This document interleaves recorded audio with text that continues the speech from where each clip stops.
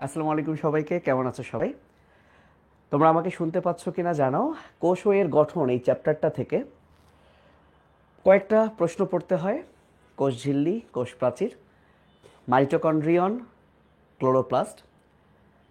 এরপরে যদি বলি ডিএনএর ডাবল হেলিক্স যে গঠন, কাজ, ডিএনএ আরএনএর পার্থক্য, এবং তারপরেই রেপ্লিকেশন, ট্রান্সক্রিপশন, ট্রান্সলেশন। সো মোটামুটি অনেকগুলো প্রশ্ন পড়তে হয়। এ কারণে আমি আমার প্রথম সাজেশনে এই চ্যাপ্টারটা রাখি নাই। কারণ টিস্যু ও টিস্যুতন্ত্র মাত্র 3টা প্রশ্ন পড়লেই কমন, জীব প্রযুক্তি 2টা প্রশ্ন পড়লেই কমন। তো যেখানে রিটেনে 2টা প্রশ্ন পড়লেই কমন, তো এত বড় চ্যাপ্টার না পড়লেও হয়।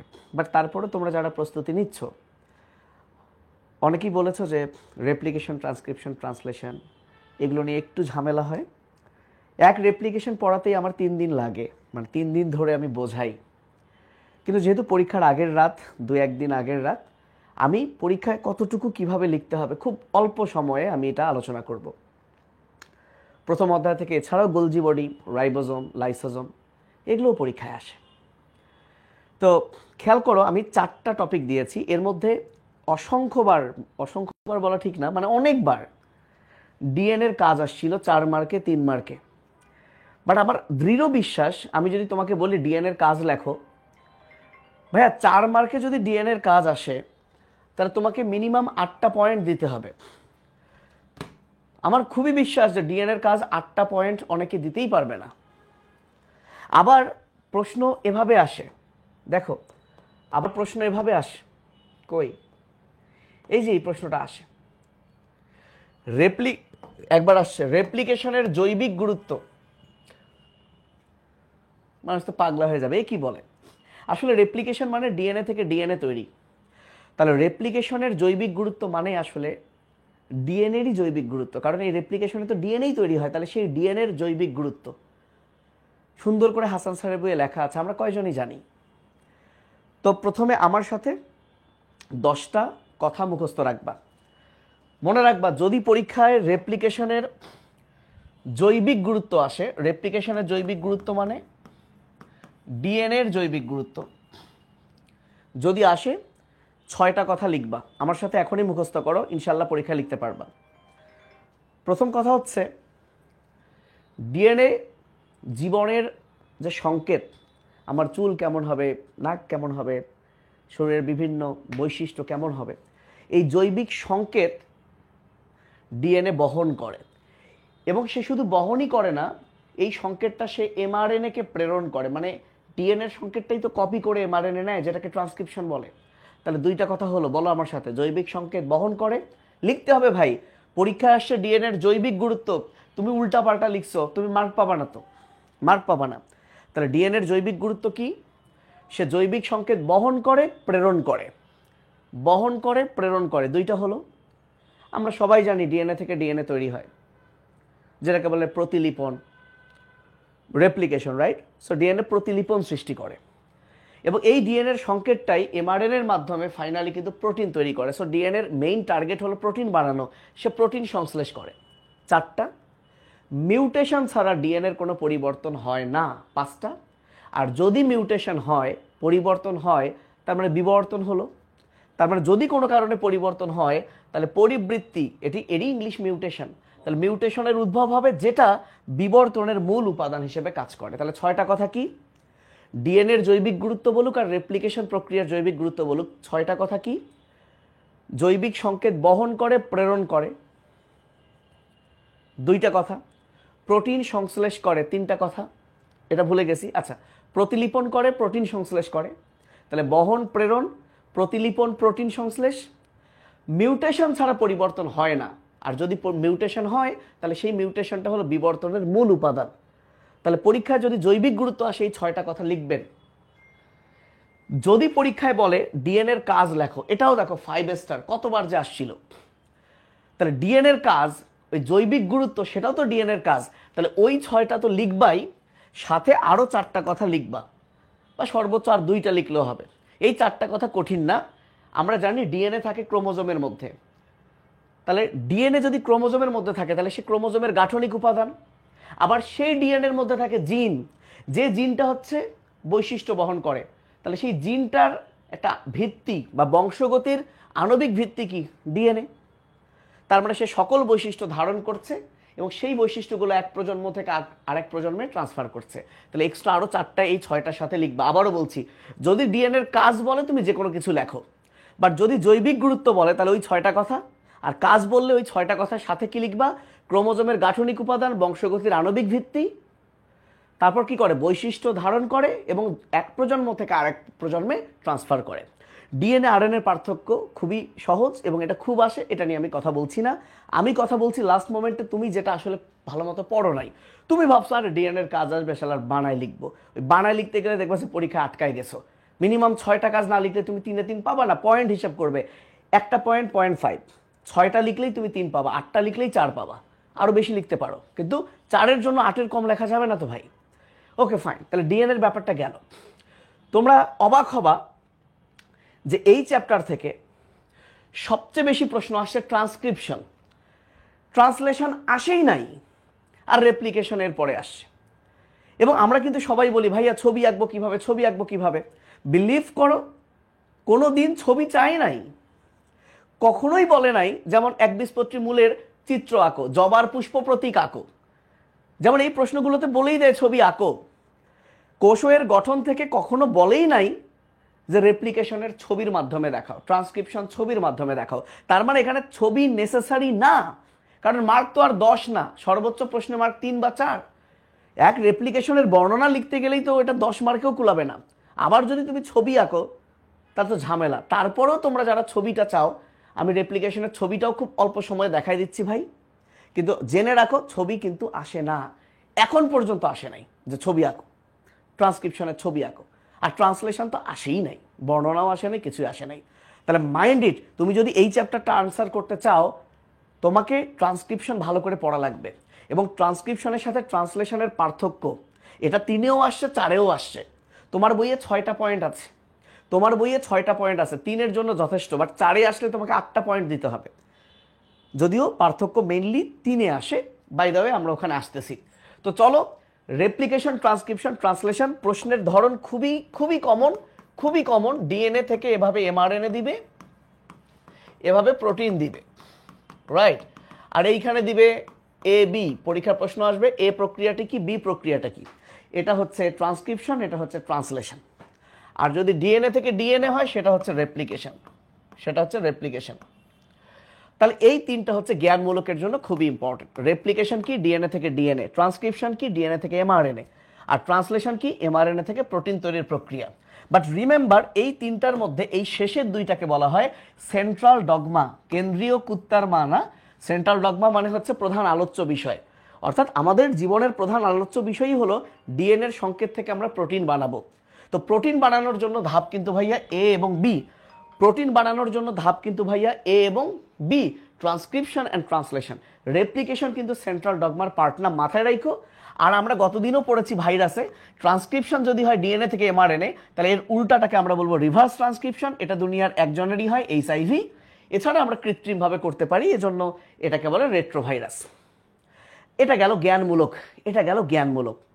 এইবার আসো, এই যে এই চ্যাপ্টার থেকে জ্ঞানমূলকে এই 3টা প্রশ্ন আসছে, জ্ঞান আর অনুধাবনমূলকে। আর এসএসবিপি কি? এটা একটা protein, single strand binding protein. এটা একটু পর আমরা আলোচনা করব রেপ্লিকেশনে। Okay fine. এখন আসো ভিভিআই।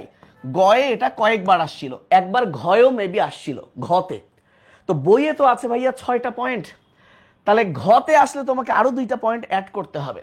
সেই 2টা পয়েন্ট আমি অ্যাড করে দিচ্ছি, সেই 2টা পয়েন্ট আমি অ্যাড করে দিচ্ছি। প্রথম কথা তুমি বলো তো, প্রথম কথা তুমি সংজ্ঞা লিখবা। তাহলে ট্রান্সক্রিপশনের সংজ্ঞা কি? ডিএনএর তথ্যকে এমআরএনএতে কপি করা, সহজ কথা, ডিএনএ থেকে এমআরএনএ তৈরি করা। আর ট্রান্সলেশনের এমআরএনএ থেকে প্রোটিন তৈরি করা। তাহলে দেখো, এটা তো তার সংজ্ঞা। এই সংজ্ঞা থেকেই তুমি আরো 2টা পয়েন্ট লিখতে পারবা যদি পরীক্ষার হলে ভুলে যাও। কি পয়েন্ট? তাহলে ট্রান্সক্রিপশনে কি ব্যবহৃত হয়, মনে রাখবা, যে জিনিস ব্যবহৃত হয় তাকে বলে টেমপ্লেট। আবারও বলছি, যেমন তুমি যদি কোনো ফটো এডিট করো, দেখবা বিভিন্ন ওয়েবসাইটে, অ্যাপে আগে থেকে কিছু টেমপ্লেট রেডি করা আছে, সেটাকে ব্যবহার করে তুমি তোমার মতো একটা ডিফারেন্ট ডিজাইন করো, রাইট? সো টেমপ্লেট মানে সেটাই, যাকে আমরা ব্যবহার করি। এর বাংলা হলো ছাঁচ।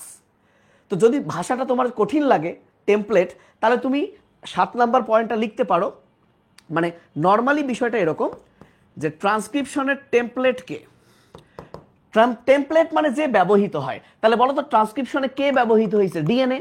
তাহলে ট্রান্সক্রিপশনের টেমপ্লেট হচ্ছে ডিএনএ। আর ট্রান্সলেশনে কি ব্যবহৃত হয়েছে? এমআরএনএ। তাহলে ট্রান্সক্রিপশনের টেমপ্লেট হচ্ছে এমআরএনএ। যদি তুমি ভুলে যাও টেমপ্লেট শব্দটা, তাহলে তুমি 7 নম্বরে অ্যাড করবা যে ব্যবহৃত হয় ডিএনএ, ব্যবহৃত হয় এমআরএনএ। তাহলে এখন তুমি বলো, মানে ডেফিনেশনকে আমি আরো 2টা পয়েন্ট করে ফেললাম। টিচার পয়েন্ট দেখবে ভাইয়া, টিচার পয়েন্ট দেখবে। তাহলে বলো তো ট্রান্সক্রিপশনে কি উৎপন্ন হয়? তাহলে উৎপন্ন হয় কি? ট্রান্সক্রিপশনে উৎপন্ন হয় এমআরএনএ, আর ট্রান্সলেশনে উৎপন্ন হয় প্রোটিন। দেখো আমাদের 8টা পয়েন্ট কিন্তু হয়ে গেছে। এন্ড এই 8টা পয়েন্টের মধ্যে 3টা আমরা পড়লাম। এখন এইগুলো কি বলছে চলো বলি। খুবই কমন সেন্স। প্রোটিন তৈরি হয় রাইবোজোমে। ভালো করে শোনো, রাইবোজোমে। তাহলে এই পয়েন্টটা কি কখনো ভুল হওয়ার? তাহলে রাইবোজোমের সাথে সম্পর্কিত কে? ট্রান্সলেশন। তাহলে এটা রাইবোজোমের সাথে সম্পর্কিত নয়। এখন তুমি বলো রাইবোজোম নিউক্লিয়াসে থাকে না সাইটোপ্লাজমে থাকে? সাইটোপ্লাজমে। তাহলে ট্রান্সলেশন যেহেতু রাইবোজোমে হয়, তাহলে এটা সাইটোপ্লাজমে ঘটে। আর ট্রান্সক্রিপশন কই ঘটে? ট্রান্সক্রিপশন যেহেতু ডিএনএ থেকে তৈরি হচ্ছে, ডিএনএ থাকে নিউক্লিয়াসের ভেতর, তাই এটা নিউক্লিয়াসের মধ্যে ঘটে। তবে তুমি যদি একটু ডিপলি চিন্তা করো, শুধু যদি তুমি লেখো যে ট্রান্সক্রিপশন নিউক্লিয়াসের মধ্যে ঘটে, আমি এটার ভুল ধরতে পারবো। কিরকম ভুল? ব্যাকটেরিয়ার তো নিউক্লিয়াসই নাই, তাহলে ব্যাকটেরিয়ার বেলায় কি ট্রান্সক্রিপশন নিউক্লিয়াসে ঘটে? তাহলে তোমাকে সঠিকভাবে লিখতে হলে এভাবে লিখতে হবে, আদি কোষে ট্রান্সক্রিপশন ঘটে সাইটোপ্লাজমে, প্রকৃত কোষে ঘটে নিউক্লিয়াসে। এটাই সঠিক তথ্য। কিন্তু ঝামেলা হলো সঠিক কি সেটার চেয়েও বড় কথা তোমার বইয়ে যা আছে টিচার সেটা ফলো করে আনসার কাটে। তাই এটা তুমি নিউক্লিয়াস দিলেও আসলে আমিও মাইন্ড করবো না, আমি মাইন্ড করার কে, আমি তো আর তোমার খাতা কাটছি না। এখন আসো 2 নাম্বার। ভাইয়া এখানে প্রোটিন তৈরি হয়, প্রোটিন কি দিয়ে তৈরি হয়? Amino acid. তাহলে 20 ধরনের অ্যামিনো অ্যাসিড, 20টি বলা ঠিক হয় নাই, 20 ধরনের অ্যামিনো অ্যাসিড এখানে ব্যবহৃত হচ্ছে। আর আর আর ট্রান্সক্রিপশনে ডিএনএ থেকে আরএনএ তৈরি হবে। তো যেহেতু তৈরি করব আরএনএ, আবারও বলছি, যেহেতু তৈরি করব আরএনএ, ভাই তৈরি করব যেহেতু আরএনএ, বোঝো, তৈরি করব যেহেতু আরএনএ, আরএনএর ক্ষারক কি? আরএনএর ক্ষারক হলো AUCG। এবং এই AUCGর পিছনে তুমি টিপি টিপি টিপি টিপি লাগিয়ে দাও। এই টিপি মানে হচ্ছে ট্রাইফসফেট। টিপি মানে কি? ট্রাইফসফেট। তাহলে এই জিনিসগুলোকে একসাথে বলে নিউক্লিওসাইড ট্রাইফসফেট। ব্যাপারটা যদি তোমার কঠিন মনে হয়, তুমি এই নামচারটা তো লিখতে পারবা। এগুলোই হচ্ছে আসলে যে নিউক্লিওটাইড অ্যাকচুয়ালি, যেগুলোই ব্যবহৃত হয়। আমরা বলি না যে এটা যদি ডিএনএর, ধরো এটা ডিএনএর হচ্ছে সি, এটা যদি ডিএনএর সি হয়, আমরা কিভাবে শিখছি? তাহলে এখানে কি আসবে? জি। তো সত্যি কথা হলো এখানে যদি সি থাকে, এখানে কিন্তু জি আসবে না। শুধু কি জি আসবে? জি এর সাথে শর্করা, ফসফেট সবই তো আসবে। এই পুরো ব্যাপারটাকেই বলা হয় এইটা গুয়ানোসিন ট্রাইফসফেট। কিন্তু লাগবে একটা, 2টা বাদ যাবে। এগুলো নিয়ে এখন যদি আমি কথা বলি তোমরা দেখবা যে মাথা গরম হচ্ছে, তাই আমি এত ডিপে যাচ্ছি না। আমি শুধু একটা কথাই বলি, যদি বলে এখানে কি ব্যবহৃত হয়, তাহলে নিউক্লিওটাইড। নিউক্লিওটাইড মানে কি? সবার শেষে টিপি আছে, ট্রাইফসফেট, আর আরএনএর যে ক্ষারক AUCG সেটা সামনে লাগাই দিবা, তাহলে হয়ে গেল। আশা করছি এই প্রশ্নটা তো তুমি কমন পাবাই কোনো না কোনো বোর্ডে। তুমি 4 মার্কে আসলে 8টা দিবা, 3 মার্কে আসলে 6টা দিবা। ক্লিয়ার? আচ্ছা, এইবার আসো, এনজাইমের ব্যাপার বলি। যেহেতু আরএনএ একটা পলিমার, তাহলে আরএনএ তৈরির এনজাইমের নাম আরএনএ পলিমারেজ। আর ট্রান্সলেশনের এনজাইমটার নাম হচ্ছে অ্যাক্টিভেটিং এনজাইম। এর পুরো একটা নাম আছে অ্যামিনো অ্যাসিল কি? Amino acyl synthetase, amino acyl tRNA synthetase, এরকম একটা বড় নাম আছে। তো তোমার যদি এই নামটা আমারই মনে পড়ছে না, তাহলে তুমি কিন্তু অ্যাক্টিভেটিং এনজাইম এই কথাটা লিখলেই হবে। এবং লাস্টের লাইনটা তুমি যদি আসলে অ্যাপ্রোপ্রিয়েট না বোঝো, এই পরীক্ষার আগের রাতে বুঝতে একটু কষ্ট হবে, মানে সময় লাগবে। জিনিসটা তো বেসিক ধীরে ধীরে ডেভেলপ করে আসা উচিত, কিন্তু আমি তো ওইখানে না গিয়ে ডিরেক্ট শুরু করছি। এইটা বুঝবা। এইটা কি বলছে দেখো, বইয়ের কথা। প্রোমোটারে সংযুক্ত হওয়ার পর আরএনএ পলিমারেজ প্রথমে ডিএনএর পাক খুলে নেয়। মানে এইটা বলছে এরকম, ধরো এটা হচ্ছে একটা ডিএনএ, এটা একটা ডিএনএ, বুঝছো? সো এই ডিএনএটা ধরো পেঁচানো আছে, ডিএনএটা যেহেতু পেঁচানোই থাকে, পেঁচানো আছে। তো ডিএনএর যে জায়গায় ট্রান্সক্রিপশন শুরু হবে, যে জায়গাটা থেকে, এই জায়গাটাকে আমরা বলি প্রোমোটার, এই জায়গাটাকে আমরা বলি প্রোমোটার, প্রোমোটার, প্রোমোটার। তাহলে প্রোমোটার কি? যে জায়গা থেকে ট্রান্সক্রিপশন শুরু হবে এবং এই জায়গায় ক্ষারকটা থাকে টাটা, প্রকৃত কোষের বেলায় TA টাটা থাকে, TA থাকে, বুঝছো? সো এদের মধ্যে তো বন্ড থাকে যেমন থাকার। এখন মনে করো আমি আরএনএ পলিমারেজ, আমার কাজ হলো ডিএনএ থেকে আরএনএ তৈরি করা। তাহলে আমি কি করব? প্রথমে ডিএনএর একটা জায়গায় গিয়ে যুক্ত হব। তো আমি ডিএনএর যে জায়গায় গিয়ে যুক্ত হব সেই জায়গাটাই হলো এইটা, প্রোমোটার। এবং প্রোমোটারে যুক্ত হওয়ার পর আমার কাজ কি? ডিএনএর পাক খুলে নিব, ডিএনএর পাক খুলে নিব। কেন পাক খুলে নিব? কারণ ডিএনএ তো পেঁচায় আছে, আমাকে এর পাক খুলে যে কোনো একটা স্ট্র্যান্ড ব্যবহার করে আরএনএ বানাইতে হবে, কারণ আরএনএ তো এক সূত্রক। তো এ কারণেই বলছে, এ কারণে এই কথাটা বলছে যে প্রোমোটারে সংযুক্ত হওয়ার পর এই যে এনজাইমটা সে কি করে? ডিএনএর পাক খুলে নেয়। এটা হলো একদম শুরুর ঘটনা ট্রান্সক্রিপশনের। আর ট্রান্সলেশনের বেলায় এমন একটা কথা বইয়ে বলছে, এটা বুঝাতে সময় লাগবে, কিন্তু এই সময়ে এইটা আমি বুঝাবো কিনা আমি আসলে কনফিউজড।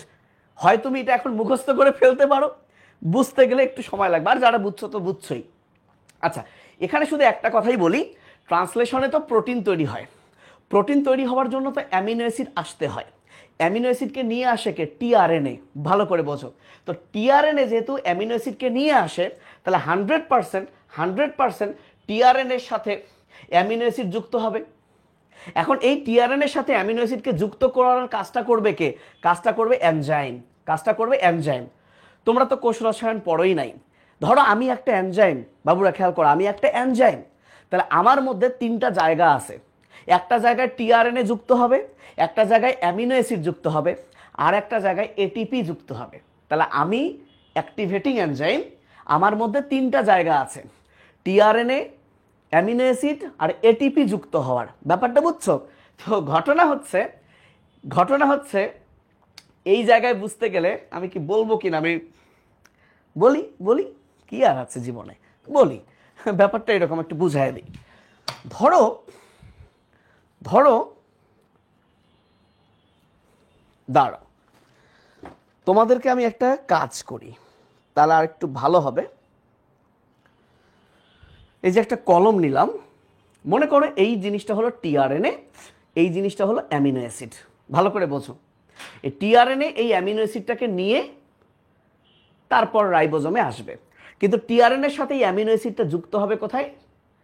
অ্যাক্টিভেটিং এনজাইমে। কিভাবে হবে প্রথমে দেখো, প্রথমে কি হয় জানো? ধরো একটা এটিপি, অ্যাডেনোসিন ট্রাইফসফেট, তার বসার জায়গা হলো আমার নাক।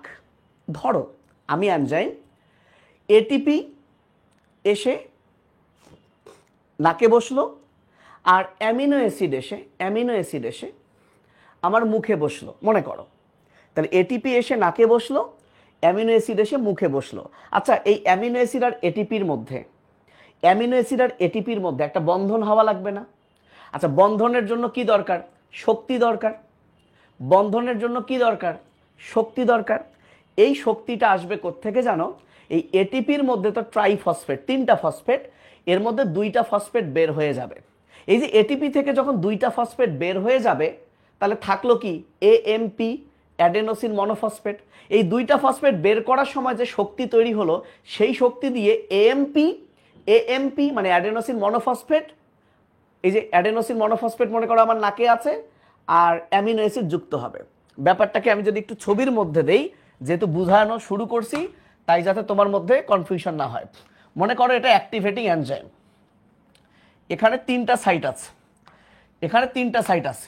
মনে করো প্রথমে এটা একটা অ্যামিনো অ্যাসিড এসে অ্যামিনো অ্যাসিড সাইটে বসলো। এবার এটা হলো মনে করো এটিপি, এটা মনে করো এটিপি। এই এটিপি এসে এটিপি সাইটে বসলো। এখন এটিপি আর অ্যামিনো অ্যাসিডের মধ্যে একটা বন্ধন হবে, কিন্তু বন্ধন হওয়ার জন্য তো শক্তির দরকার। এই শক্তিটা পাওয়ার জন্য কি হবে জানো? এই শক্তিটা পাওয়ার জন্য এটিপি থেকে দুইটা ফসফেট বেরিয়ে যাবে, ফলে এটিপিটা হবে এএমপি, এবং এই যে শক্তিটা তৈরি হলো, এই শক্তির সাহায্যে এএমপি আর অ্যামিনো অ্যাসিডের মধ্যে একটা বন্ধন তৈরি হবে।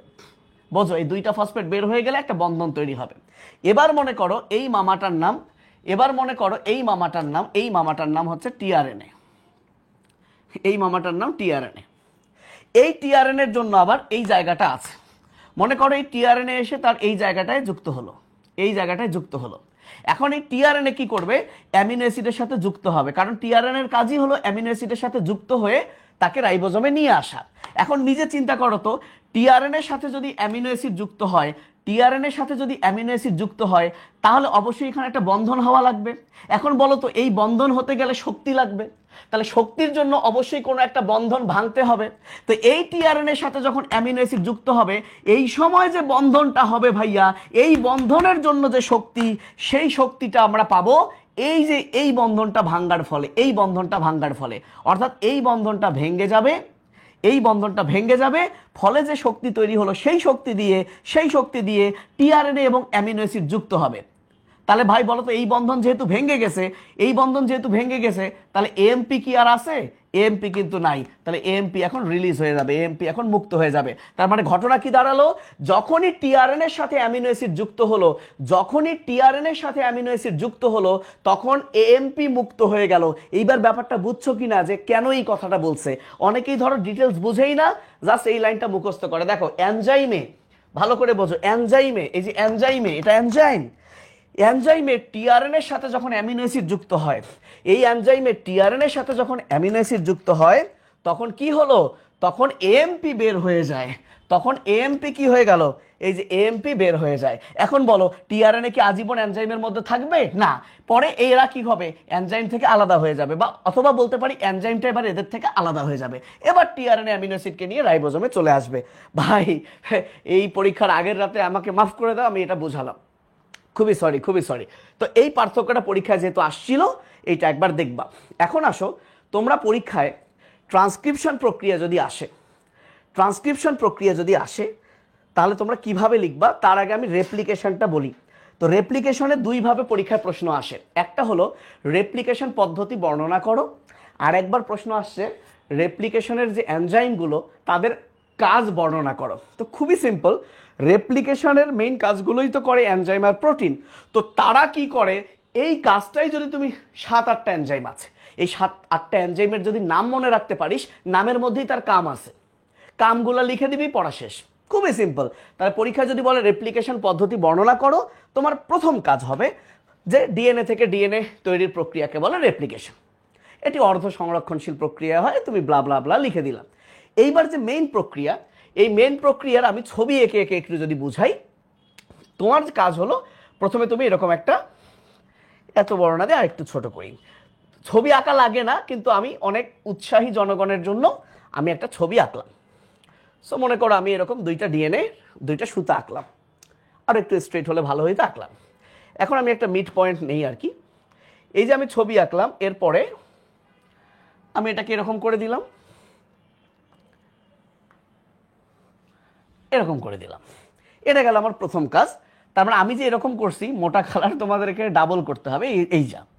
এখন আসো, এই কি হলো? এখন মনে করো এইটা 3 প্রান্ত, তাহলে এইটা যদি 3 প্রান্ত হয়, তাহলে এইটা 5 প্রান্ত, তাহলে একইভাবে এটা 3 প্রান্ত, এইটা 5 প্রান্ত। এটা হচ্ছে ডিএনএ। এখন ডিএনএর এই জায়গাটাও তো পেঁচানো ছিল, তার মানে এটা তো ছিল ডাবল হেলিক্স, রাইট?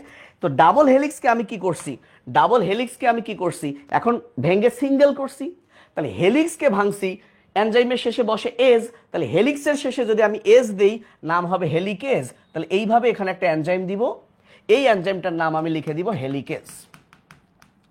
তাহলে প্রথম এনজাইম হচ্ছে হেলিকেজ।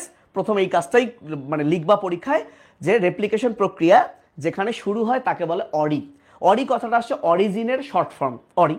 তুমি লিখতেও পারো, নাও লিখতে পারো, বাট অবশ্যই লিখবা প্রথমে হেলিকেজ এনজাইম ডিএনএর দ্বিসূত্রক ডিএনএকে একসূত্রক করে। এটা হচ্ছে প্রথম কথা। এখন তুমি নিশ্চয়ই দড়ি দেখছো, পেঁচানো দড়ি দেখছো।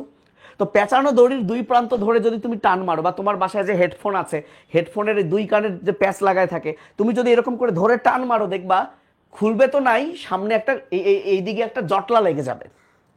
এই জটলাটা এই উপরের দিকে বলতে এই সামনের দিকে যাতে জটলা যাতে না লাগে, তাহলে এইখানে একটা এনজাইম কাজ করবে। সো এভাবে এখানে একটা দাগ দিবা, এই এনজাইমটার নাম হলো এপি আইসোমারেজ। এপি মানে একদম উপরে, মানে আসলে এই দিক থেকে শুরু হয়েছে, এটা উপরে, এভাবে মনে রাখো এপি, এপি আইসোমারেস বা টোপো আইসোমারেস, এভাবে মনে রাখতে পারো, এটা টপে কাজ করে তাই টোপো আইসোমারেস, এভাবে মনে রাখতে পারো যে টপে কাজ করে, এটা হচ্ছে টোপো আইসোমারেস, এরই অপর নাম হলো এপি আইসোমারেস। এই কাজটাই করে আদি কোষের বেলায় গাইরেজ। তো আমরা প্রকৃত কোষ গাইরেজের কথা লিখবো না, ওকে ফাইন। তাহলে দুইটা এনজাইমের নাম হলো, তাহলে প্রথম এনজাইম হেলিকেজ, প্যাচ খুললো, এটুকুই লিখবা। এবং টোপো আইসোমারেজ অতিরিক্ত প্যাচ সৃষ্টিতে বাধা দিল। ভালো করে শোনো, তাহলে হেলিকেজ কি করলো, দ্বিসূত্রক ডিএনএর হাইড্রোজেন বন্ধন ভেঙে প্যাচ খুললো, আর টোপো আইসোমারেজ অতিরিক্ত যাতে প্যাচ না লাগে সেটা বাধা দিল। এখন বলো তো, একটু আগে এরা ছিল ডাবল স্ট্র্যান্ড যখন বন্ধনটা ছিল, এখন তারা হয়ে গেল কি, এখন তারা হয়ে গেল সিঙ্গেল স্ট্র্যান্ড, এখন তারা হয়ে গেল সিঙ্গেল স্ট্র্যান্ড। তুমি যদি একটা কি বলে, তুমি যদি একটা হেডফোনের দুই প্রান্ত এরকম করে সরায় ফেলো, ছেড়ে দাও, তারা দেখবে আবার কাছে চলে আসবে।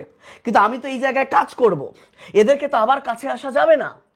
তাই এই সিঙ্গেল স্ট্র্যান্ড হওয়ার সাথে সাথে, সিঙ্গেল স্ট্র্যান্ড হওয়ার সাথে সাথে কিছু প্রোটিন এসে এই সূত্রগুলোর সাথে বাইন্ড করবে। তাদের নামই হলো সিঙ্গেল স্ট্র্যান্ড বাইন্ডিং প্রোটিন, তাদের নামই হলো সিঙ্গেল স্ট্র্যান্ড বাইন্ডিং প্রোটিন। এবং তুমি এইখানে কিছু এরকম গোল্লা দিয়ে দিবা, গোল্লা দিয়ে দিবা, এবং এই গোল্লাগুলোই হলো সিঙ্গেল স্ট্র্যান্ড বাইন্ডিং প্রোটিন। তাহলে তিনটা জিনিসের নাম এবং কাজ হয়ে গেল, সিম্পল। এইবার যেটা খুবই গুরুত্বপূর্ণ সেটা হলো প্রাইমেজ। দেখো এনজাইমের নামই হলো প্রাইমেজ, প্রাইমেজ, প্রাইমেজ, নাম শুনেই বলো প্রাইমেজ, তাহলে সে প্রাইমার তৈরি করে। তো এই প্রাইমারটা কেন আসে, এই ক্ষেত্রে আমি অনেকগুলো কথা বলি, প্রায় 30 মিনিট কথা বলি। আমি আজকে কোনো কথা বলবো না, তুমি মাথায় রাখো যে ডিএনএ থেকে ডিএনএ তৈরি করতে গেলে লাগে ডিএনএ পলিমারেজ,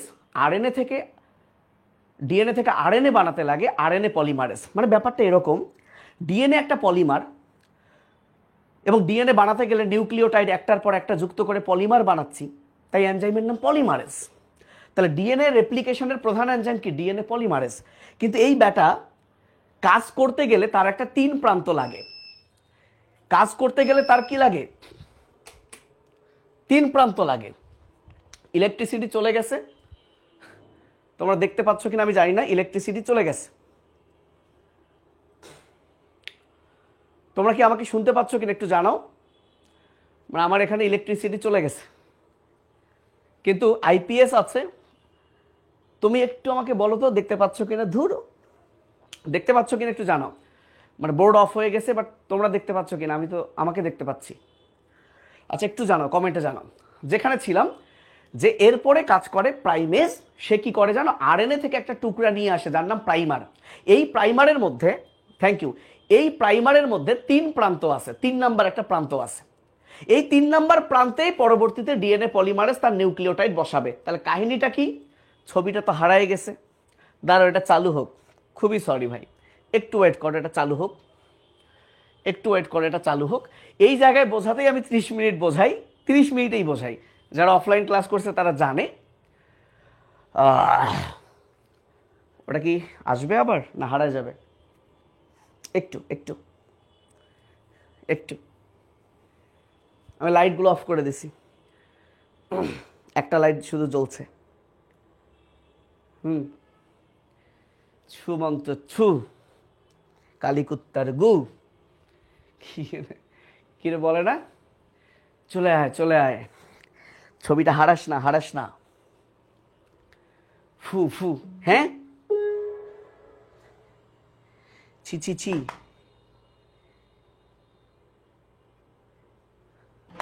এবার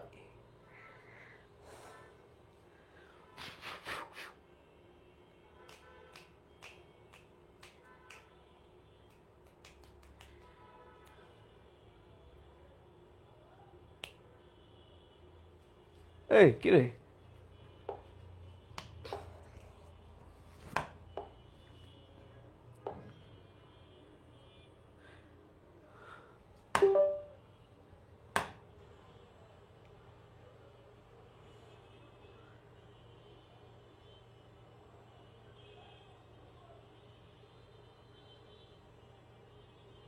ইয়ে আছে, গুড।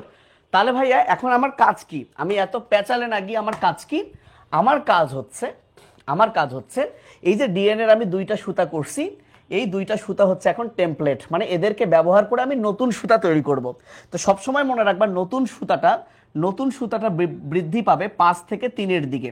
তো তুমি দেখো এইটা যদি 3, ওটা যদি 5 হয়, তাহলে এইখানে যে সুতাটা, একটু খেয়াল করো, এইখানে যে সুতাটা তৈরি হবে এই সুতাটার বেলায় এই পাশটা হবে 5, এটা হবে 3, এবং 5 থেকে 3-এর দিকেই যেহেতু বৃদ্ধি পায়, তাহলে এইটার ডিরেকশন কি এই দিকে, এটার ডিরেকশন কি এই দিকে। কিন্তু এখানে দেখো এই পাশে 5, ওই পাশে 3, ফলে এখানে যদি আমি বোঝাচ্ছি না একদম, এইখানে যদি আমি এরকম একটা দাগ দিই, ধরো দাগটা দিলাম, তাহলে এই পাশটা হবে 5, এ পাশটা হবে 3, এবং এই সুতাটা, এই নতুন সুতাটা বৃদ্ধি পাবে আসলে এই দিকে। তো যে সুতাটা এই ফর্ক, এই জায়গাটাকে বলে রেপ্লিকেশন ফর্ক, এই যে ওয়াই আকৃতির এটাকে বলে রেপ্লিকেশন ফর্ক। যে সুতাটা, এই নতুন যে সুতাটা ফর্কের দিকে বৃদ্ধি পায় একে বলে লিডিং সুতা, আর যে ফর্কের বিপরীতে বৃদ্ধি পায় তাকে বলে ল্যাগিং সুতা। এখন ল্যাগিং হওয়ার কারণে এর কিছু সমস্যা আছে। কেন এই সমস্যাগুলো সেটা আমি এক্সপ্লেইন করলাম না, মাফ করে দাও, পরীক্ষার আগে এত এক্সপ্লেইন করলে এটা পড়াতেই অনেক সময় লাগবে। এই জন্য তুমি এই যেটা ল্যাগিং, ফর্কের বিপরীতে, সেটাকে তুমি একটু খণ্ড করে দিবা। এই খণ্ডগুলোকে আমরা বলবো ওকাজাকি খণ্ড। বলো কি বলবো? ওকাজাকি খণ্ড। এবং যেহেতু তুমি এখানে খণ্ড করে দিছো, এই জায়গায় একটা এনজাইম মাইরা দিবা, এর নাম হচ্ছে লাইগেজ। বিকজ সে খণ্ডটাকে লাগিয়ে দেয়, সো লাগিয়ে দিচ্ছে, তাই তার নাম লাইগেজ। আবারও বলছি, লাগিয়ে দিচ্ছে তার নাম লাইগেজ, আর এই খণ্ডটার নাম ওকাজাকি খণ্ড। আর যেটা লিডিং সূত্র, এর কোনো খণ্ডটণ্ড নাই। এখন বলো তো, এই যে সুতাটা তৈরি হলো, এই সুতাটা তৈরি করলো কে? DNA polymerase. এই জন্য তুমি লাস্ট যে কাজটা করবা, এখানে একটা গোল্লা মারলা, এই গোল্লাগুলো হলো ডিএনএ পলিমারেজ। পড়া শেষ। তোমার ছবিতে প্রাইমেজের কাহিনী না লিখলেও চলবে, অর্থাৎ এই সুতাটা তৈরি হওয়ার শুরুতে প্রাইমার যুক্ত হবে, কিন্তু তোমার পাঠ্য বইয়ের ছবিতে প্রাইমারের কথা নাই। তুমিও যদি এটা না লিখে শুধু কথায় লেখো তাহলে হবে। এবার আসো, 3 বা 4 মার্কের জন্য তুমি কতটুকু কথা লিখবা, খুব মনোযোগ দিয়ে শুনবা। এই কথাটাই রেকর্ড করে এটাই পরীক্ষায় লিখে দিবা, না পড়লেও চলবে। প্রথম কথা, রেপ্লিকেশন, ডিএনএ থেকে ডিএনএ তৈরির প্রক্রিয়া। এই প্রক্রিয়ায় প্রথমে হেলিকেজ এনজাইম দ্বিসূত্রক ডিএনএর প্যাচ খুলে একক সূত্রকে পরিণত করে। টোপো আইসোমারেজ অতিরিক্ত প্যাচ সৃষ্টিতে বাধা দেয়। এসএসবিপি সূত্রক দুটিকে ধরে রাখে যাতে পুনরায় একত্রিত হতে না পারে। প্রাইমেজ এনজাইম প্রাইমার তৈরি করে, এটা লিখে দিলেও দিতে পারো, যেটা ছবিতে দেই নাই। এরপর লিখবা ডিএনএ পলিমারেজ বেস পেয়ার রীতি অনুযায়ী বেস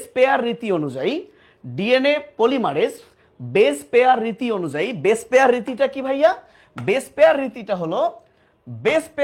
হলো আমি একটু হাগু কালার ইউজ করি। ধরো এখানে যদি হয় সি ধরলাম, তাহলে এখানে হবে কি? জি। এবং এদের মধ্যে ট্রিপল হাইড্রোজেন বন্ড, তুমি 3টা এখানে এমন দেখাইতেও পারো যদি ডট ডট দেওয়া উচিত। তো এখন এই জায়গায় যদি তুমি ভাইয়া সিজি লেখো, তোমাকে একটা জিনিস মাথায় রাখতে হবে, এইটা যদি তুমি সি লেখো, এইটা তোমাকে লিখতে হবে জি, কারণ ডিএনএ তো প্রথমে এটা আর এটা ছিল, তাহলে এইটা সি, এটা জি, তাহলে এবার এটা জি হলো, তাহলে এটা হবে কি? সি। এই জায়গায় তোমাকে লিখতে হবে। তো এভাবে তুমি ধরো এখানে তুমি লিখলা এ, তাহলে এখানেও তোমাকে লিখতে হবে টি, তাহলে এখানে এ হলে এটা হচ্ছে টি, আবার এই জিনিসটাও এটি। তাহলে একটা সহজ বিষয়, তুমি যদি এখানে লেখো জিসি, তাহলে ঠিক এখানেও তুমি লিখবা জিসি। দেখো তাই না? সিজি এটি এভাবেই লিখতে হবে। সিজি থাকলে 3টা বন্ধন দিবা, এটি থাকলে 2টা বন্ধন দিবা, এভাবে তুমি কয়েকটা দিতে পারো। তাহলে তুমি কিভাবে লিখবা? তাহলে ডিএনএ পলিমারেজ 3 কি করে? কারেন্ট আসছে, আমি একটু লাইট দিয়ে দিই। ডিএনএ পলিমারেজ 3 কি করে? বেস পেয়ার রীতি অনুযায়ী নিউক্লিওটাইড যুক্ত করে, এবং নিউক্লিওটাইড যুক্ত করতে করতে 5 থেকে 3-এর দিকে বৃদ্ধি পায়। যে সুতাটা ফর্কের দিকে বৃদ্ধি পায় সে লিডিং, যে ফর্কের বিপরীতে বৃদ্ধি পায় সে ল্যাগিং সুতায় খণ্ড তৈরি হয়, খণ্ডের নাম ওকাজাকি খণ্ডকে লাগিয়ে দেয় লাইগেজ। এখন এই যে লাগিয়ে দিল লাইগেজ, ওই যে একটু আগে আমি বললাম প্রাইমার যুক্ত করেছে, প্রাইমার তো আরএনএর অংশ, তাহলে তাকে সরাবে কে? তাকে সরায় এক্সোনিউক্লিয়াস, কিন্তু এটা হাসান স্যারের বইয়ে দেওয়া নাই, ভুল আছে। হাসান স্যার বলছে তাকে সরায় ডিএনএ পলিমারেজ 1। এখন হাসান স্যার যাই বলছে সেটাকেই আমার সত্য ধরে তুমি যদি চাও ওটাও লিখতে পারো। এবং ফাইনালি যখন এই ডিএনএ দুইটা তৈরি হবে, তাহলে এই ডিএনএ দুইটার আবার প্যাচ লাগাইতে হবে না, কারণ ডিএনএ তো প্যাঁচানো। এই প্যাচ লাগায় আবার হচ্ছে সেই এটাই টোপোআইসোমারেজ, যেটা আদিকোষের বেলায় কে করে, গাইডেজ। তাহলে আমি ফাইনালি খুবই দ্রুত সামারি করব এবং আঁকবো, খুবই দ্রুত সামারি করব এবং আঁকবো। তাহলে প্রথম কথা দেখো, যাতে আঁকাটা তোমরা আরেকবার প্র্যাকটিস করতে পারো। প্রথম কথা, এটাকে ধরো আমি দিলাম 3 3 করে, এটা হচ্ছে 5, তাহলে এটা 3, এটা কিন্তু 5। তাহলে প্রথম কথা, এটা হেলিকেজ। হেলিকেজ দ্বিসূত্রকে একসূত্রক করে। এখানে দিব টোপোআইসোমারেজ। টোপোআইসোমারেজ সে অতিরিক্ত প্যাচ হতে বাধা দেয়। এগুলো হচ্ছে এসএসবিপি। এসএসবিপি কি করে, পৃথক হওয়া সূত্রকে একত্রিত হতে দেয় না। এরপরে যুক্ত হয় প্রাইমার। তাহলে প্রাইমেজ এনজাইম প্রাইমার যুক্ত করে, সেটা আর লিখবো না। ডিএনএ পলিমারেজ 3 বেস পেয়ার রীতি অনুযায়ী নিউক্লিওটাইড যুক্ত করে এবং কোন দিকে বৃদ্ধি পায়, 5 থেকে 3-এর দিকে বৃদ্ধি পায়। 5 থেকে 3-এর দিকে বৃদ্ধি পায়। যে সূত্রটা ফর্কের দিকে যায় তার নাম লিডিং সূত্র, যে ফর্কের বিপরীতে আসে তার নাম ল্যাগিং সূত্র। এই ল্যাগিং সূত্রে খণ্ড তৈরি হয়, এর নাম ওকাজাকি খণ্ড। এই খণ্ডের গ্যাপ পূরণ করে হচ্ছে লাইগেজ, আর এটা হচ্ছে সেই পলিমারেজ। বুঝতে পারছো? এবং ফাইনালি তোমার কাজ হলো প্রাইমারকে সরাবে ডিএনএ পলিমারেজ 1, যেটা মিথ্যা কথা, কিন্তু আমরা এখন শিখবো। আর টোপোআইসোমারেজ নতুন যে ডিএনএ তৈরি হলো তাকে আবার প্যাচ লাগাবে। এই যে রেপ্লিকেশন ভাইয়া শেষ, এনজাইমের ভূমিকাও শেষ, এখান থেকে প্রত্যেকটা এমসিকিউ তোমার শেষ। আর এইখানে তুমি কি করবা, যদি তুমি এখানে এটি দাও তাহলে এখানেও দিবা এটি ডাবল বন্ড। এখানে যদি তুমি সিজি দাও এখানেও তুমি দিবা সিজি ট্রিপল বন্ড। এভাবে তুমি যতদূর পারো আগায় দিবা। হয়ে গেল রেপ্লিকেশনের ছবি এবং কথা। খুব একটা সময় কিন্তু রেপ্লিকেশনে লাগবে না। এই খুব সময় কি লাগছে, খুব সময় কি লাগছে, কি হচ্ছে দেখো দেখো দেখো দেখো দেখো দেখো দেখো, খুব সময় কি লাগছে, লাগছে না। হেলিকেজ, টোপোআইসোমারেজ, এসএসবিপি, গ্যাস গ্যাস গ্যাস দ্বারা ক্লিয়ার। এটা যদি হয় 3-5 তাহলে এটা হচ্ছে 5-3, এটা যদি হয় 5-3 তাহলে এটা হচ্ছে এই পাশে 5 এবং 3। এই জায়গায় একটা দিব, এটা কি লাইগেজ, এগুলো কি ডিএনএ পলিমারেজ 3 প্রাইমেজ, আর দিলাম না, আর কিছুই দিলাম না। হয়ে গেল এই দুইটা টেমপ্লেট, এই দুইটা হচ্ছে নতুন সৃষ্ট সূত্র। তো এটা কঠিন কোনো ছবি না, আশা করি তোমরা রেপ্লিকেশন আর ভুল করবা না। এখন আসো ট্রান্সক্রিপশনে তুমি কতটুকু লিখবা। ট্রান্সক্রিপশন এই চ্যাপ্টারের সবচেয়ে বেশি ইম্পর্টেন্ট প্রশ্ন, এবং আজকের ক্লাস আমার এই ট্রান্সক্রিপশনের মাধ্যমেই শেষ, কারণ এরপরে আমি এটা পড়াইছি শুরুতে। তো ট্রান্সক্রিপশন বলতে আমার 5-7 মিনিট লাগবে ভাইয়া, ধৈর্য ধরো, সময়টা চলে গেল একটু বেশি। আচ্ছা, ট্রান্সক্রিপশন মানে হলো আমরা জানি ডিএনএ থেকে আরএনএ তৈরি হবে। আমি তোমাদের জন্য জিনিসটাকে একটু ছোট করছি, মনে হচ্ছে ভাই এত কিছু লিখবো, কিন্তু আমার সাথে মুখে মুখে বলো, আজকের পর তুমি পরীক্ষার হলে একদম সরাসরি লিখতে পারবা, ছবি আঁকা লাগবে না। এই যে এরকম একটা পেঁচানো ডিএনএ, তাকে আমরা এরকম একক সূত্রক আরএনএ বানাবো। তাকে তো বানাবো না, তার কাছ থেকে আমরা একটা আরএনএ তৈরি করব। কিভাবে সেটা, এই যে আমি বললাম, কি বললাম, যে এটা 3টা ধাপে ঘটে। সূচনা, এই যে আমি বললাম ডিএনএতে কি থাকে, একটা প্রোমোটার থাকে। প্রোমোটারটা আসলে কি, টাটা। তো এই প্রোমোটারে কে এসে যুক্ত হয়, আরএনএ পলিমারেজ। কিন্তু একটা কথা বলি, আরএনএ পলিমারেজের আগে কিছু প্রোটিন গিয়ে ওদের সাথে যুক্ত হয়, যাকে বলে ট্রান্সক্রিপশন ফ্যাক্টর। তুমি চাইলে পরীক্ষার হলে এই লাইনটা বাদ দিতে পারো। আচ্ছা, আমি বাদ না দিই, কারণ এই শীটটা তোমাদেরকে দিব, আবার দেখতে পাবা না। তুমি সরাসরি এভাবে লিখতে পারো শর্ট করার জন্য, যে ডিএনএতে প্রোমোটার থাকে। প্রথমে আরএনএ পলিমারেজ এনজাইম প্রোমোটারের সাথে যুক্ত হয়, আর একটু আগেই বললাম যুক্ত হওয়ার পর কি করে, পাক খুলে নেয়, এবং একবারে কয়টা বেস পেয়ার খুলে যায়। বেস পেয়ার তো বোঝো, এই যে এ টি, এরা হচ্ছে বেস, এ একটা বেস, টি একটা বেস, তাহলে দুইটাকে একসাথে বলে বেস পেয়ার। তাহলে একসাথে 20টা বেস পেয়ার খুলে যায়। এটা এমসিকিউ এর জন্য ইম্পর্টেন্ট, রিটেনে নাও লিখতে পারো। তাহলে সূচনার তুমি কি লিখবা আমার সাথে বলো, বলো আমার সাথে বলো। প্রথমে তো ডেফিনেশন লিখবা, ডিএনএ তথ্যকে এমআরএনএতে কপি করা হলো ট্রান্সক্রিপশন। সূচনা 3টা ধাপে ঘটে। সূচনা, প্রতিটি ডিএনএতে একটি প্রোমোটার থাকে। একটি প্রোমোটার থাকে বলা আবার ভুল হইল, অনেক কথাই তো বলতে হয়। আসলে প্রত্যেকটা জিনের জন্য একটা প্রোমোটার থাকে। যাই হোক, তাহলে ডিএনএতে প্রতিটা জিনের জন্য একটা প্রোমোটার থাকে। আরএনএ পলিমারেজ এনজাইম প্রোমোটারে যুক্ত হয়, হয়ে ডিএনএর পাক খুলে নেয়। কয়টা বেস পেয়ার খোলে? 20টা। এটুকু পারবেন? অবশ্যই পারবেন। এখন ট্রান্সক্রিপশন প্রক্রিয়াটা শুরু হবে কোন দিকে? 5 থেকে 3। মানে হলো সিম্পল। ধরো এটা হচ্ছে ডিএনএ, ধরো এটা ডিএনএ, এইটা হলো 3, এটা হলো 5, তাহলে এরকম ডিএনএর তো দুইটা বিপরীত, রাইট? তাহলে ট্রান্সক্রিপশন শুরু হবে এরকম, মানে 5 থেকে 3-এ, মানে ট্রান্সক্রিপশনটা শুরু হবে এই সুতাটার 5 থেকে কি 3-এর দিকে, সেই কথাটাই বলছে। তাহলে ট্রান্সক্রিপশন শুরু হয় 5 থেকে 3 মুখী অবস্থায়। আচ্ছা, কোন এনজাইম কাজ করে? RNA polymerase. রেপ্লিকেশনের বেলায় আমরা লিখছিলাম যে ডিএনএ পলিমারেজ বেস পেয়ারিং রীতি অনুযায়ী নিউক্লিওটাইড যুক্ত করে। এখানে জাস্ট আমি লিখবো উল্টাটা, আরএনএ পলিমারেজ 2 না 3 এসব না লিখলেও চলবে, সে বেস পেয়ারিং রীতি অনুযায়ী সাসে অবস্থিত নিউক্লিওটাইডের পরিপূরকটি বেছে নেয়। এখন প্রশ্ন হলো এসব কি ভাই? এই যে ডিএনএর তো দুইটা সুতা, যে সুতাটাকে ব্যবহার করলাম তার নাম সাস। এখন মনে করো সাসে আছে এ টি সি, তাহলে সাসে অবস্থিত নিউক্লিওটাইডের পরিপূরক কি? এর পরিপূরক কি? এর পরিপূরক হলো টি, কিন্তু আরএনএতে তো টি থাকে না, তাহলে এখানে হবে ইউ। টি এর পরিপূরক কি? এ। সি এর পরিপূরক কি? জি। তাহলে দেখো সাসে অবস্থিত নিউক্লিওটাইডের পরিপূরক অনুযায়ী আরএনএ পলিমারেজ কি বসায়? আরএনএ পলিমারেজ নিউক্লিওটাইড বসায় এবং আরএনএ তৈরির সূচনা করে। এবং এই সাসের মধ্যে, কার মধ্যে? এই সাসের মধ্যে সূচনা এবং সমাপ্তি স্থান নির্দিষ্ট থাকে। তাহলে দেখো সূচনার মধ্যে কতগুলো কথা আমি যদি একটু সামারি করি, তুমি যদি এত কথা নাও লেখো 3-4টা লাইন তো লিখতে পারবা। তাহলে ট্রান্সক্রিপশনের সূচনা, ডিএনএতে প্রতিটি জিনের জন্য, এটা যদি তুমি এখন নাও বোঝো কথাটা লিখবা, প্রতিটি জিনের জন্য একটা প্রোমোটার থাকে। আরএনএ পলিমারেজ এনজাইম প্রোমোটারে যুক্ত হওয়ার পর ডিএনএর পাক খুলে নেয়। এরপরে কি হয়? বেস পেয়ারিং রীতি অনুযায়ী আরএনএ পলিমারেজ ডিএনএর যে সাস মানে টেমপ্লেট, ওই টেমপ্লেটের নিউক্লিওটাইডের পরিপূরক অনুযায়ী নিউক্লিওটাইড যুক্ত করে এবং 5 থেকে 3-এর দিকে বৃদ্ধি পায়। এই 5 থেকে 3-এর কথাটা শুরুতে না বলে আমি পরে বললাম। এভাবেই ট্রান্সক্রিপশন প্রক্রিয়া শুরু হয় এবং ওই টেমপ্লেট বা সাসের মধ্যে সূচনা সমাপ্তি স্থান নির্দিষ্ট থাকে। আরেকবার বলি, ডিএনএতে প্রতিটি জিনের জন্য প্রোমোটার থাকে। আরএনএ পলিমারেজ এনজাইম প্রোমোটারে যুক্ত হয়, পাক খুলে নেয়, ট্রান্সক্রিপশন শুরু হয় 5 থেকে 3-এর দিকে। আরএনএ পলিমারেজ, যদি কঠিন লাগে এই লাইনটা তাহলে এভাবে লিখবা, আরএনএ পলিমারেজ বেস পেয়ারিং রীতি অনুযায়ী নিউক্লিওটাইড যুক্ত করে এবং ট্রান্সক্রিপশন শুরু করে। শেষ। এইবার আসো, এখন তো সুতাটা বৃদ্ধি পাবে, বর্ধিত হবে। কিভাবে?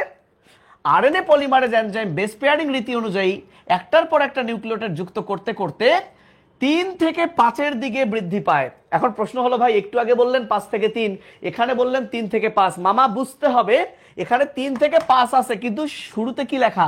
সাস স্ট্র্যান্ড ধরে, ভালো করে বোঝো। আরএনএ নিজে 5 থেকে 3-এর দিকে বৃদ্ধি পায়, কিন্তু এইটা তো সাস, তাহলে সে বৃদ্ধি পাচ্ছে 5 থেকে 3-এর দিকে, তাহলে সাসের কোন দিকে বৃদ্ধি পাচ্ছে? সাসের কিন্তু সে 3 থেকে 5-এর দিকে বৃদ্ধি পাচ্ছে। তাহলে তুমি যদি এইখানে সাস কথাটা না লেখো তাহলে এখানে তোমাকে লিখতে হবে 5 থেকে 3। অর্থাৎ তুমি লিখতে পারো আরএনএ পলিমারেজ বেস পেয়ারিং রীতি অনুযায়ী নিউক্লিওটাইড যুক্ত করতে করতে 5 থেকে 3-এর দিকে বৃদ্ধি পায়। বাট যদি তুমি লেখো সাস স্ট্র্যান্ড ধরে, তখন তো 5 থেকে 3 লেখা যাবে না, 3 থেকে 5, এই জন্য বুঝতেও হবে একটু। Okay fine. এবং উদাহরণ হিসেবে বলা যায়, এটা তুমি বানায় লিখবা, এটা তোমার মুখস্থ করা লাগবে না। অর্থাৎ তুমি বানায় লিখবা, যে উদাহরণ হিসেবে বলা যায় এভাবে লিখবা যে এই সাসে যদি থাকে এটিসি, তাহলে এমআরএনএতে হবে ইউএজি। এটা তুমি পারবা না, তো এটা তোমার মুখস্থ করার দরকার নাই, এটা তুমি বানায় লিখবা যে সাসে যদি হয় এটিটিসিজিএ, তাহলে এরই অপোজিটে যা হবে সেটাই এখানে লিখে দিবা। এটা এত বড় লেখার দরকার নেই, ছোট করো ছোট। শুধু পার্থক্য কি? টি এর জায়গায় ইউ হবে, কারণ আরএনএতে থাইমিনের পরিবর্তে কি থাকে? ইউরাসিল থাকে। তাহলে এইটুকু হলো সূত্র বর্ধিতকরণ। পরের 2টা লাইন লেখার দরকার নেই। তাহলে সূত্র বর্ধিতকরণ কিভাবে লিখবা? খুবই simple. RNA polymerase base pairing রীতি অনুযায়ী নিউক্লিওটাইড যুক্ত করতে করতে 5 থেকে 3-এর দিকে বৃদ্ধি পায়। আর যদি লেখো সাস স্ট্র্যান্ড ধরে, তাহলে 3 থেকে 5-এর দিকে বৃদ্ধি পায়। উদাহরণ হিসেবে বলা যায়, সাসে যদি থাকে সিসিসি, তাহলে আরএনএতে হবে জিজিজি, তবে একটা ওখানে এ লাগাই দিও, সিসিসিএ। তাহলে আরএনএতে হবে জি জি জি ইউ, অর্থাৎ টি এর স্থলে ইউ বসবে, কারণ আরএনএতে থাইমিনের পরিবর্তে ইউরাসিল থাকে। সূত্র বর্ধিতকরণ শেষ। এন্ড লাস্ট ওয়ান, সমাপ্তিকরণ। এভাবে এভাবে দেখো, বলা প্রথমে বলবা যে শ্বাসের মধ্যে সমাপ্তিকরণ স্থান নির্দিষ্ট থাকে, মনে করো এটাই সমাপ্তিকরণ স্থান। তাহলে এভাবে নিউক্লিওটাইডটা বৃদ্ধি পেতে পেতে পেতে পেতে পেতে পেতে যখন সমাপ্তিকরণ স্থানে চলে আসবে, শেষ। তাহলে আরএনএ পলিমারেজ শ্বাস ধরে সামনে অগ্রসর হতে হতে হতে হতে সমাপ্তিকরণ স্থানে পৌঁছে গেলেই ট্রান্সক্রিপশন সমাপ্ত হয়ে যায়। এখানেই শেষ করে দিতে পারো। এখন বলো তো, সমাপ্ত হওয়ার পর আরএনএ কি আর ওখানে থাকা যাবে? এই যে এই আরএনএ তো তৈরি হয়ে গেছে, এখন এই আরএনএটা আলাদা হয়ে যাবে, ডিএনএ আবার তারা প্যাচ লাগবে। কিন্তু কিছু আরএনএ আছে মানে ট্রান্সক্রিপশন সমাপ্ত হওয়ার পর সে নিজে থেকেই সরে যায়, যে হ্যাঁ ওনার কাছ থেকে আমি কপিটা নিছি আমার মধ্যে, আমি এখন চলে যাই। কিন্তু কিছু স্যাঁচরা আছে, এই স্যাঁচরা এর সাথে বন্ধন করতে করতে ওরে এমন ভালোবেসে ফেলে, আমি আর যাব না, মানে থাপড়াই শালাদের। তখন কিছু শক্তি প্রয়োগ করে ওই শালাদের টেনে হিসেবে আলাদা হ, তুই তোর মানে টেম্পোরারি ছিলি। এই এই এই এই ঝামেলাটার কথা বইয়ে লেখা আছে, আমিও লিখে দিছি, যে কোন কোন জিনের ক্ষেত্রে ট্রান্সক্রিপশন সমাপ্ত হলে আরএনএ যেটা তৈরি হলো সে কি করে, এমনিতেই সরে যায়। ভদ্র মানুষ এমনি সরে যায়, ঠিক আছে এমনি আমার অনেক উপকার করলো। এই স্যাঁচরাগুলাকে টাইনা পৃথক করতে হয় কিছু প্রোটিনের সাহায্যে, এই স্যাঁচরা। যাই হোক, তুমি এটা লিখবা কিনা তোমার ব্যাপার। এখন ভাইয়া সত্যি কথা, আরএনএ কিন্তু তৈরি হলো, বাট তাকে চূড়ান্ত করতে হবে। তো পরীক্ষায় যদি বলে ট্রান্সক্রিপশনের বর্ণনা, এই তিনটা দিলেই হবে। এখন তুমি যদি চাও যে তুমি চূড়ান্তকরণটাও দিব, আমি দিয়ে দিছি। চূড়ান্তকরণ মানে ট্রান্সক্রিপশনের ফলে যেটা তৈরি হলো তার মধ্যে কিছু কাটাকাটি করতে হবে, কিছু যুক্ত করতে হবে। তাহলে যে আরএনএ তৈরি হলো তাকে বলবো প্রি এমআরএনএ। মনে করো এটা হলো প্রি এমআরএনএ, এটা 5 প্রান্ত, এটা 3 প্রান্ত, এটা হলো প্রি এমআরএনএ। আচ্ছা সবুজ কালার দেই, যেহেতু ওখানে আমরা সবুজ কালার দেখালাম, প্রি এমআরএনএ। তো এই প্রি এমআরএনএ এর মধ্যে 3টা প্রসেসিং করতে হয়। কয়টা? 3টা। প্রথমে কি করতে হয়, ওর 5 প্রান্তে আর 3 প্রান্তে কিছু অ্যাড করতে হয়। কি অ্যাড করতে হয়? 5 প্রান্তে গু অ্যাড করতে হয়, গু। প্রশ্ন হলো ভাইয়া গু কেন অ্যাড করতে হয়? কারণ এই যে এমআরএনএটা সে নিউক্লিয়াসের ভেতর তৈরি হলো, এখন সে নিউক্লিয়াসের ছিদ্র দিয়ে বাইরে আসবে। তো বাইরে আসলেই সাইটোপ্লাজমে কিছু এনজাইম ওয়েট করে আছে যে সখী তুমি কখন আসবা, তোমারে খাইয়ালামু। তো এই কারণে এই শয়তানদের হাত থেকে বাঁচার জন্য এমআরএনএ তার মাথায় একটা টুপি পরে, গুয়ের টুপি, মনে রাখো গুয়ের টুপি, যাতে গুয়ের গন্ধে এই দুষ্টুগুলো আর কাছে আসতে না পারে। আসল কথা, একে যাতে চিনতে না পারে, রাইট? এবং গুয়ের ভাই হচ্ছে অ্যাডেনিন, পেছনে অনেকগুলো অ্যাডেনিন পড়ে, যাকে বলে পলি অ্যাডেনিন। এই যে পেছনে অ্যাডেনিন যুক্ত হলো অনেকগুলো, লেজে যুক্ত হলো, তাই এটার নাম টেইলিং। আর সামনে গুয়ানিন একটা যুক্ত হলো, অর্থাৎ ক্যাপ পড়লো, এটাকে বলে ক্যাপিং। তাহলে দেখো কি হলো, একটা হলো টেইলিং মানে কি, 3 প্রান্তে অনেকগুলো অ্যাডেনিন যুক্ত হলো, কোথাও বলা আছে 50 থেকে 250, কোথাও বলা আছে 50 থেকে 150। আর ক্যাপিং কি, 5 প্রান্তে যে গুয়ানিন যুক্ত একটা ক্যাপ যুক্ত হলো। অ্যান্ড ফাইনালি হলো স্প্লাইসিং মানে কাটা। কাকে কাটবো? এই এমআরএনএ এর মধ্যে এমন কিছু খারাপ খারাপ জিনিস আছে যাকে বলে ইন্ট্রন, বিকজ তারা ইন্টারফেয়ার করে, এই জন্য তাদের নাম ইন্ট্রন। আর যারা ভালো তাদেরকে বলে এক্সন। এই ভালোগুলোকে রেখে যাকে কেটে ফেললাম তার নাম ইন্ট্রন, আর কাটার প্রক্রিয়াটাকে বলে স্প্লাইসিং। এই স্প্লাইসিং এর পর এদেরকে আবার একসাথে যুক্ত করে দিব। এদেরকে আবার একসাথে কি করে দিব? হায় হায় হায় হায় রে, কি হচ্ছে ভাইয়া? এটা কি হলো? ও খোদা, আচ্ছা কিছু একটা, এদেরকে আমরা যুক্ত করে দিব।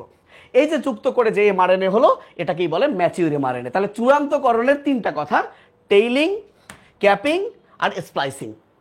তুমি যদি এক লাইনে লিখতে চাও তাহলে তুমি এভাবে ধাপটা লিখে দিবা যে এমআরএনএ চূড়ান্তকরণ, যে অবশেষে টেইলিং, ক্যাপিং এবং স্প্লাইসিং এর মাধ্যমে প্রি এমআরএনএটি চূড়ান্ত এমআরএনএ পরিণত হয়। ভাই তোমার মার্ক তো সর্বোচ্চ 3 বা 4, তুমি এতগুলো কথা কি লিখবাই না। তুমি এই ধাপটাতে শুধু কি লিখবা, যে অবশেষে টেইলিং, ক্যাপিং এবং স্প্লাইসিং এর মাধ্যমে প্রি এমআরএনএ চূড়ান্ত এমআরএনএতে পরিণত হয়। তাহলে আমি পুরো ব্যাপারটা একটু সামারি করি, তোমাদের কাছে বিদায় নেই। ট্রান্সক্রিপশন মানে ডিএনএ থেকে এমআরএনএ, এটি 3টা ধাপে ঘটে বা 4টা ধাপ লিখতে পারো। প্রথম ধাপ সূচনা। ডিএনএতে প্রতিটি জিনের জন্য প্রোমোটার থাকে, আরএনএ পলিমারেজ প্রোমোটারে যুক্ত হয়, পাক খুলে নেয়। ট্রান্সক্রিপশন শুরু হয় 5 থেকে 3-এ। আরএনএ পলিমারেজ বেস পেয়ারিং নীতি অনুযায়ী নিউক্লিওটাইড যুক্ত করে এবং ট্রান্সক্রিপশনের সূচনা করে। সহজ করে দিলাম। এবার আসো 2 নাম্বার ধাপ, সূত্র বর্ধিতকরণ। আরএনএ পলিমারেজ বেস পেয়ারিং রীতি অনুযায়ী সাস স্ট্র্যান্ড ধরে 3 থেকে 5-এর দিকে বৃদ্ধি পায়। উদাহরণ হিসেবে বলা যায় সাসে যদি থাকে সিএ, তাহলে নতুন যে সূত্রটা আরএনএ তৈরি হবে সেখানে থাকবে জি ইউ, কারণ আরএনএতে টি এর পরিবর্তে ইউ থাকে, থাইমিনের পরিবর্তে ইউরাসিল থাকে। সমাপ্তিকরণ এভাবে, আচ্ছা, সাস স্ট্র্যান্ডে সমাপ্তিকরণের স্থান নির্দিষ্ট থাকে। আরএনএ পলিমারেজ সাস স্ট্র্যান্ড ধরে আগাতে আগাতে আগাতে আগাতে যখনই সমাপ্তিকরণের স্থানে এসে পৌঁছায় তখনই ট্রান্সক্রিপশন শেষ হয়। শেষ হওয়ার পর আরএনএটা এনজাইম সহ এমনিতেই সরে আসে, কিন্তু স্যাসরা একটা প্রোটিনের সাহায্যে টেনে ওকে আলাদা করতে হয়। চূড়ান্তকরণ অবশেষে, আচ্ছা, যে আরএনএ তৈরি হলো লিখে দিবা, এটাকে প্রি এমআরএনএ বলে। এবার চূড়ান্তকরণ অবশেষে টেইলিং, ক্যাপিং এবং স্প্লাইসিং এর মাধ্যমে প্রি এমআরএনএটি চূড়ান্ত এমআরএনএতে পরিণত হয়। কাহিনী শেষ ভাইয়া। ছবি দেওয়ার কোনোই দরকার নাই। তুই যদি তারপরে মনে করিস না আমি ছবি দিব ভাইয়া, ও ভাইয়া এই ছবি দিয়ে দিবা, এটা ডিএনএ, এটা দিবা 3 প্রান্ত, এটা দিবা 5, এটা 3, এটা দিবা 5, আর এই যে এটাই হলো ট্রান্সক্রিপশনের ছবি, শেষ। তাহলে এই 5টা দিবা 5, এই 5টা দিবা 3। ভাইয়া বিশ্বাস কর, এই হুদাই এরম করে এখানে দেবে সি সি এ, এখানে দিবি জি জি ইউ। ভাই বিশ্বাস কর, এটাই ট্রান্সক্রিপশনের ছবি, সিম্পল, শেষ। লিখে দিবি এমআরএনএ, এমআরএনএ তৈরি হচ্ছে, বা প্রি এমআরএনএ লিখে দিতে পারিস। তাহলে এটা হচ্ছে সাস। সাস মানে কি? টেমপ্লেট। তাহলে সাসের যে বিপরীত তাকে বলা হয় কমপ্লিমেন্টারি বা পরিপূরক। ইংলিশে লিখবি না বাংলায় লিখবি তোর ব্যাপার। কমপ্লিমেন্টারি। ভাই এই 3টা জিনিস আমি প্রায় 4-5-6 দিন ধরে বোঝাই। আমি পরীক্ষার আগের 2-1 দিন আগের হিসেবে জাস্ট শর্ট করে যতটুকু না হলে নয়, যাতে পরীক্ষা লিখতে পারো লিখলাম। সো ভালো থেকো। আমার বিশ্বাস ক্লোরোপ্লাস্ট, মাইটোকন্ড্রিয়া, ওই যে ফ্লুইড মোজাইক মডেল, এগুলো নিয়ে তোমার ঝামেলা হয় না। তবে ফ্লুইড মোজাইক মডেলে প্রত্যেকটা স্টুডেন্ট ছবি আঁকায় ভুল করবা এবং মার্ক কাটা খাবা, এবং সেটা নিয়ে আমি ভিডিও দিব। কারণ কারোই ফ্লুইড মোজাইক মডেল আঁকা ঠিক হয় নাই। কারোই বলতে থাক, এটা বলা আবার মাইন্ড করবা, মানে সত্যি কথা, এটা নিয়ে আমি একটা ভিডিও করব। কোনো টিচারেরই ফ্লুইড মোজাইক মডেল তোমাদের যারা শিখাইছে ভুল হয়েছে, এবং তুমি যদি ওভাবে লেখো হাসান স্যারের সাথেই মিলছে না, তুমি মার্ক পাবা না, এবং এটা ইম্পর্টেন্ট। এটা নিয়ে আমি একটা ভিডিও দিব। এখন আর কথা না বলি, তো ভালো থেকো ভাইয়া, আল্লাহ হাফেজ, আসসালামু আলাইকুম।